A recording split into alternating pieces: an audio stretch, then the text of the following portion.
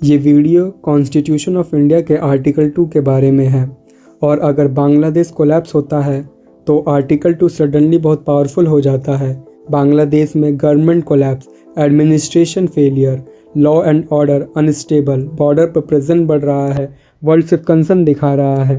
पर इंडिया के लिए ये सिर्फ क्राइसिस नहीं, ये एक कॉन्स्टिट्यूशनल सिचुएशन हो सकती है। बांग्लादेश कोई रैंडम कंट्री नहीं है। 1947 से पहले ये लैंड ब्रिटिश इंडिया का पार्ट थी। Same geography, shared history. इसलिए जब बांग्लादेश अनस्टेबल होता है तो इंडिया इग्नोर नहीं कर सकता। तो सवाल सिंपल है, लॉ इंडिया को क्या अलाउ करता है? आर्टिकल 2 क्लियरली कहता है पार्लियामेंट के पास पावर है नई टेरिटरी को इंडिया में इंक्लूड करने की। इसका मतलब इंडिया सिर्फ डिफेंड नहीं करता, इंडिया लीगली एक्सपेंड भी कर सकता है। ये सिर्फ थ्योरी नहीं है, ये पावर पहले यूज़ हो चुकी है। पर लोग यहीं पर गलत समझ लेते हैं। क्राइसिस, कोलैप्स, हिस्ट्री, ये सब इमोशनल रीज़न हो सकते हैं पर लीगल रीज़न नहीं।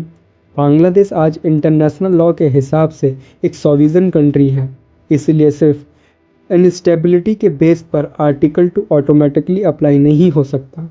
लेकिन एक बात बिल्कुल क्लियर है, आर्टिकल 2 कोई डेड रूल नहीं है। इसी आर्टिकल के बेस पर गोवा, दमन द्वीप और सिक्किम इंडिया का हिस्सा बने और कॉन्स्टिट्यूशन कहीं भी ये नहीं कहता कि नए टेरिटरी को इंडिया का स्टेट ही बनाना पड़ेगा। फाइनल डिसीजन पार्लियामेंट के हाथ में होता है।